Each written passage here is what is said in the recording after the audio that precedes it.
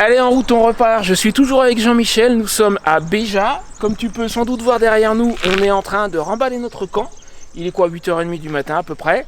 Nous nous dirigeons vers un autre camping, environ 300 km plus loin, toujours sur la Nationale 2.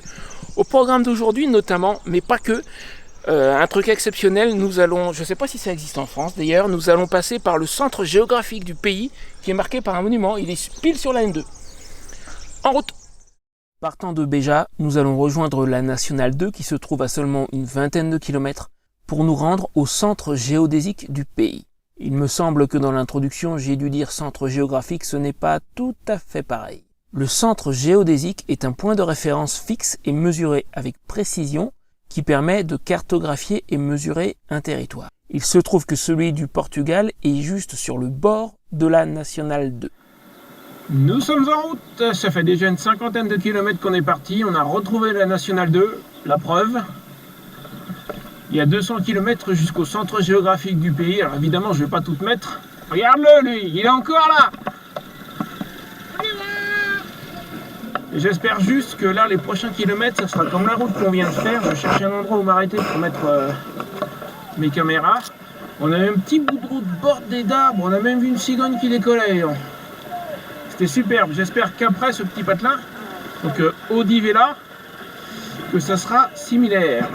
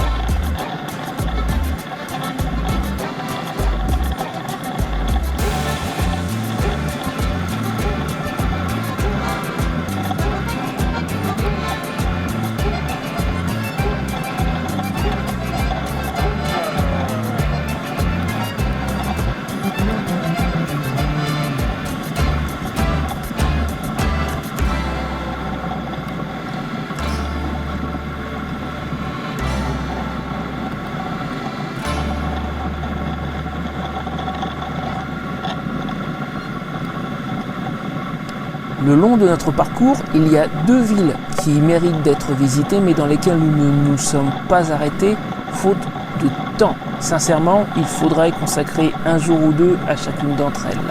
La première représente un petit détour depuis la Nationale 2. Il s'agit de la ville d'Evora. Là vraiment tu peux y passer une journée ou même plus.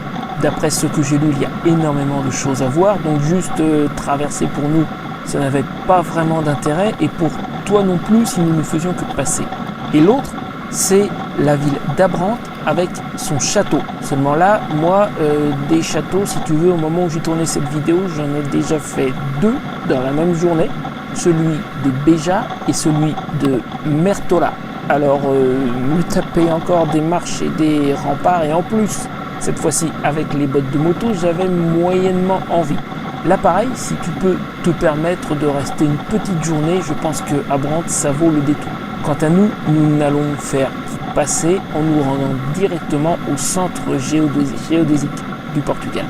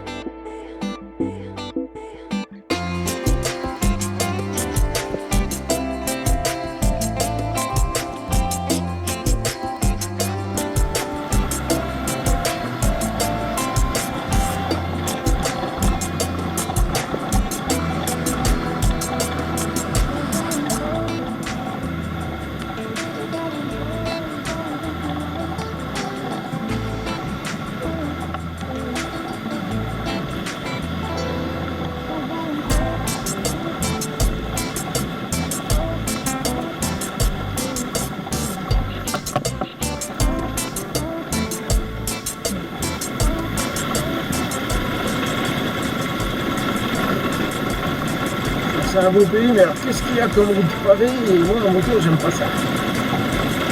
Je l'avoue.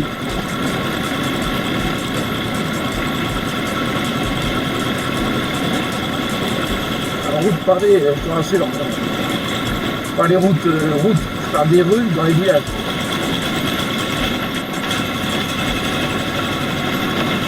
Après, c'est joli, hein. C'est pas pittoresque, c'est juste le pavé, j'aime pas. Pour le reste, sympa.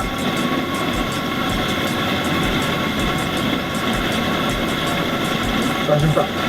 J'aime pas rouler dessus. Mais ça va bien dans le décor, ça c'est vrai.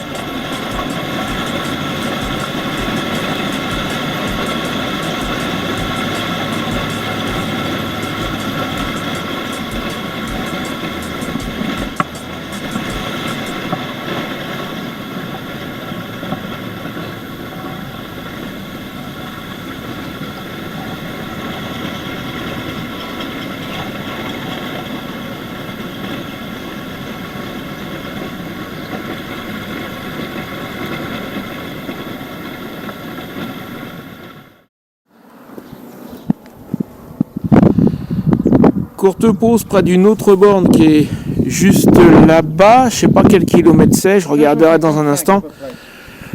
Environ 555. Ouais, on a vu une 555 tout à l'heure. Oui, exactement. Alors, cette petite route.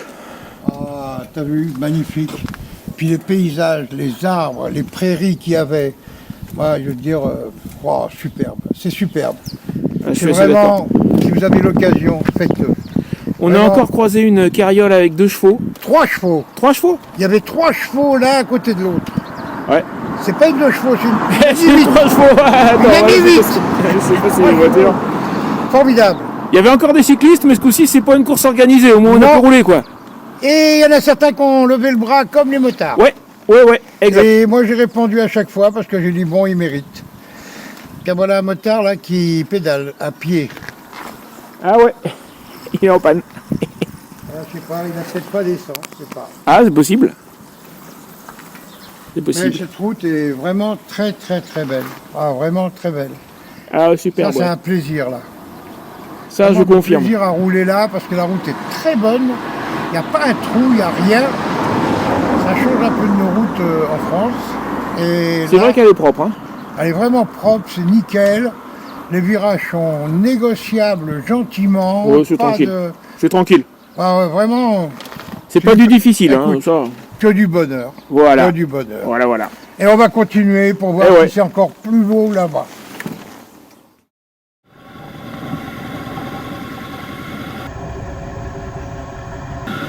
On y est presque, je viens de voir un panneau Centro Geodésico de Portugal.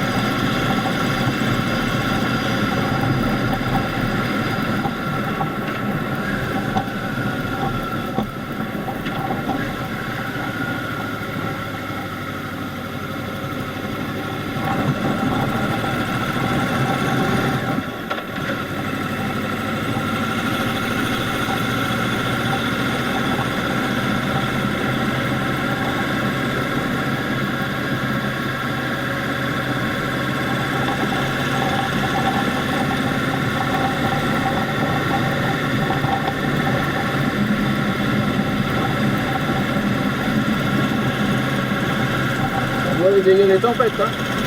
Il y a de l'arbre cassé et touché.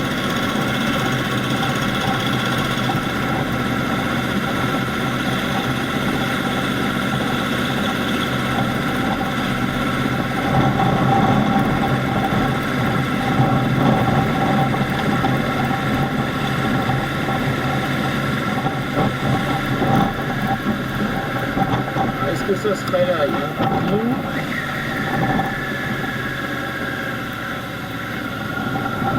C'est pas là.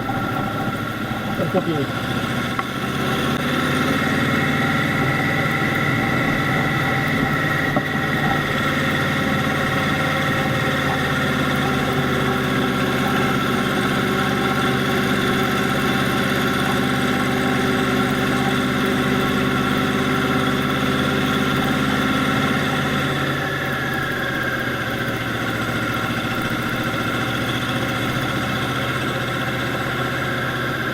peut-être bien là.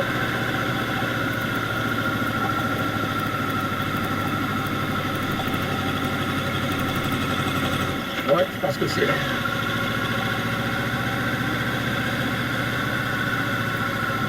Ah bon, en fait, c'est le motard. Allez.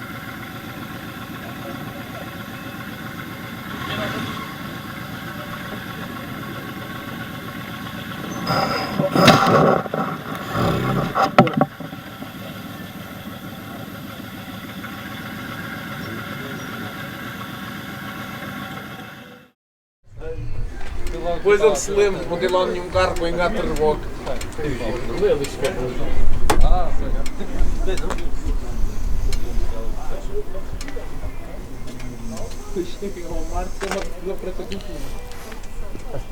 Je sais pas jusqu'où on voit, ni à quelle altitude on est, mais on voit loin.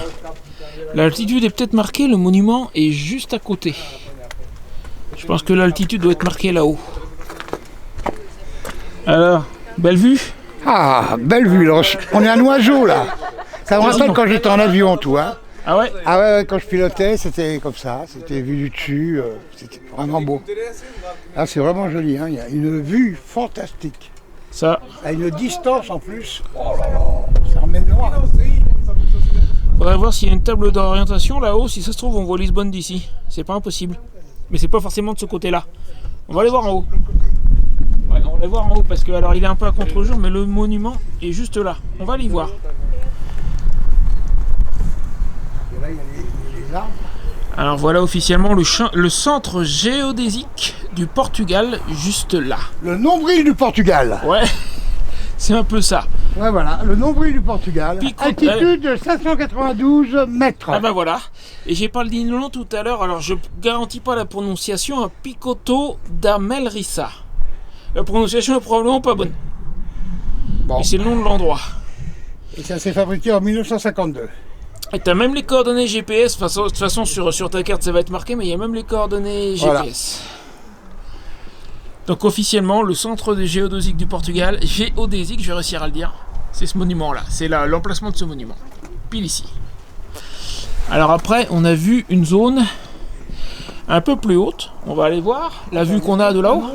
Hein? Là, non, regarde à ta droite. Allez.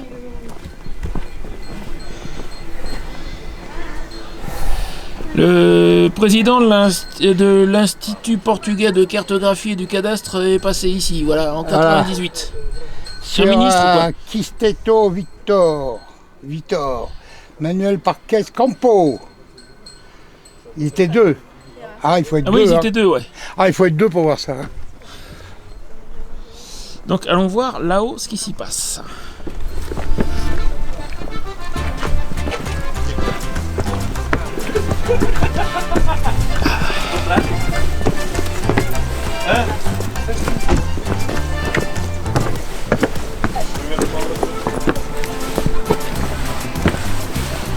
Waouh!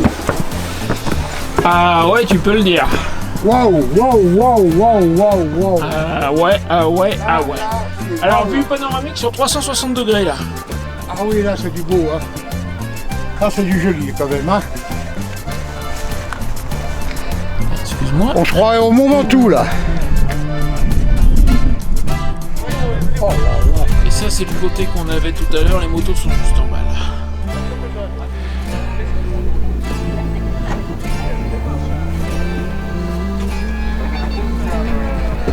Ouais. Pas mal là.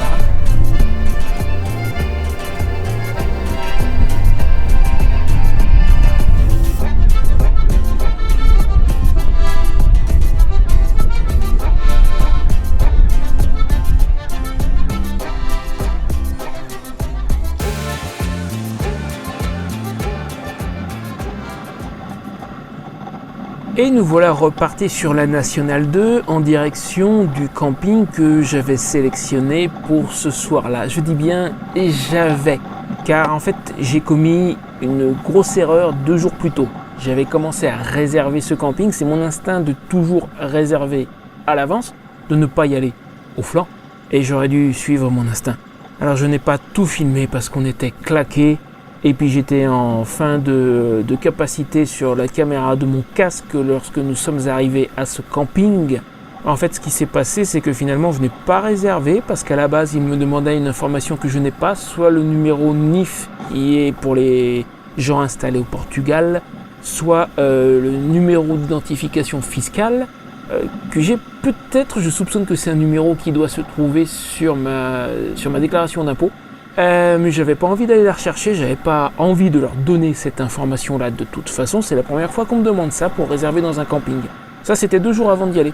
Le lendemain, j'en parle à Jean-Michel qui me dit « Mais moi, le NIF, je l'ai. Bon, bah d'accord, on réservera ce soir. » Et puis, le soir, au moment de réserver, je vois « Vous allez réserver un emplacement sur 64 de disponibles. » Et là, avec Jean-Michel, on se dit « Mais en 24 heures, ils vont pas remplir les 64 emplacements. C'est pas la peine qu'on s'embête, on y va et puis c'est tout. » Donc on y allait un peu au flanc, contrairement à mon instinct. Et là, c'est carrément ma faute. J'aurais pas dû décider de ne pas réserver. Parce qu'on est arrivé à ce camping, c'était un dimanche en plus. On a trouvé porte close dimanche soir.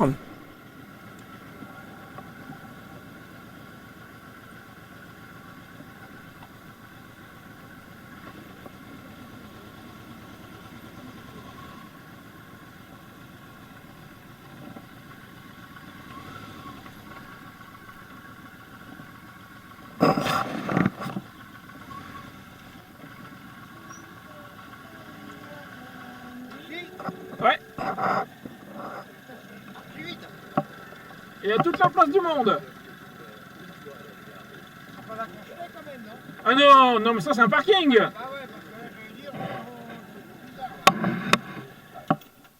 T'es gentil, t'es déjà rentré, ouais, t'as pas l'habitude, tu crois qu'on rentre dans un camping comme ça, gentiment? Faut aller à l'accueil. Faut aller à l'accueil, c'est enregistré.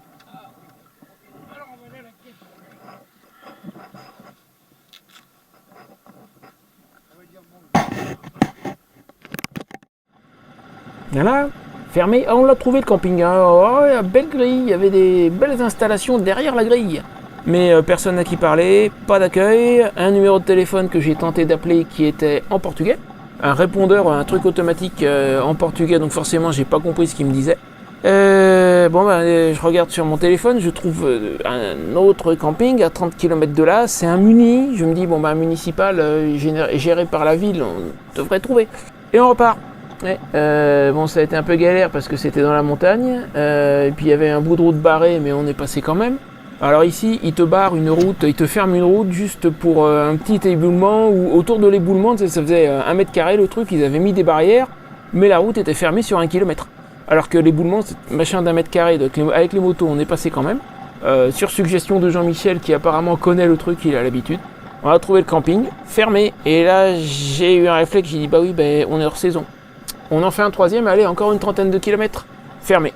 Finalement, moi qui n'aime pas utiliser Google Maps, on a quand même utilisé le Google Maps de Jean-Michel, parce que le truc que je n'ai pas moi, les campings je peux les trouver, mais sur mon GPS avec des cartes en ligne, je n'ai pas les horaires.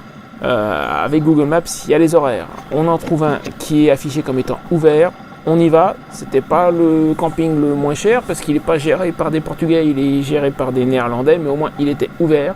On a trouvé quelqu'un qui nous a accueillis, on a pu s'installer de nuit. Mais alors je te garantis qu'on était bien claqué comme il faut. Bon écoute Jean-Michel, là au moins, j'ai pas besoin de me préoccuper de savoir où est le soleil pour filmer. Hein. Non, c'est moi le soleil. Ouais, c'est ça. Oh, soleil. Alors, on a galéré pendant 2 heures. Le camping où je voulais aller était fermé. Le deuxième était fermé. Aussi. Attends, je sais même pas si on est dedans. Parce que là, on est claqués tous les deux. Hein. J'espère qu'on est dans le cadre. Alors, si t'éclaires vers le caméscope, ça marche pas. Hein. Ah oui, ça, c'est bon. Ça sera du mieux qu'on pourra. Ouais, le premier fermé, j'en repère un sur mon GPS. On y va à 30 km fermé, un autre 30 km fermé. J'ai même pété en manœuvrant la prise des feux de ma remorque. Enfin, c'est juste le petit cache, ça marche encore, mais enfin quand même. Et finalement, alors moi qui n'aime pas utiliser les services de Google, c'est le Google Maps de Jean-Michel qui nous a sauvés. Il nous en a trouvé un qui était ouvert, un mec super sympathique. On te montrera le camping demain parce que là tout de suite... Là, c'est pas possible. Là, tu vas rien voir là. Là, il faut être chauve-souris pour voir quelque chose. On n'a rien à manger, mais demain, il nous amène du pain. Oui. Ça, c'est pas mal. Ah, ça, c'est bien, ça. Ça, c'est bien. La boulangère, j'espère que ça va être la boulangère qui l'apporte. Ah ça j'en sais rien, il a juste dit que le pain serait là à 9h demain Oui, matin. c'est ça. Bon, je sais pas si la boulangère ou le boulanger. Allez, on finit de s'installer, puis la suite demain, hein, parce que là... Là, il ne pense qu'une chose. On finit ça et on dort. Là-bas. Juste là. Oh la vache, il est beau, ouais. Il y en a deux, hein. Il est beau, là. Tiens, regarde. Essaye de prendre ça. Il y a le dîner qui arrive. Non, je déconne. J'avais entendu du bruit, je me demandais si ça serait pas des sangliers. Bah ouais. Bah oui, c'est ça. Il vient un peu plus par là. venir nous bouffer quelque chose sur la moto. Ah ouais. Ouais, c'est ça. Il a intérêt à ranger tout ce soir. Je confirme. Tu arrives à les voir là, toi? Ah oui, je les vois bien, ouais. Bon, on va appeler Obélix, hein. Il va se bouffer à toute vitesse, lui. Hein. Ils sont fous ces Lusitaniens, ils importent des Gaulois. Oh la vache. On est avec les cochons. Les beaux sangliers, là. On les a quoi, à 10 mètres de nous. Ah ouais. Tu les vois bien? Ah, un peu que je les vois bien, ouais. Tu les vois bien de mon neveu. Ah, moi ça. Le mien, il dérange pas, ils s'en foutent, hein. Le chat, il pourrait pas les attaquer? C'est mal barré. Il est mal pas assez barré. gros. Il est pas fou, le chat. Oh bah dis donc, Et il gratte le ça cul se sur frotte, hein. l'arbre. Ouais. Ah bah d'accord, j'espère qu'il n'y a pas de galerie sur la Goldwing cette nuit, hein.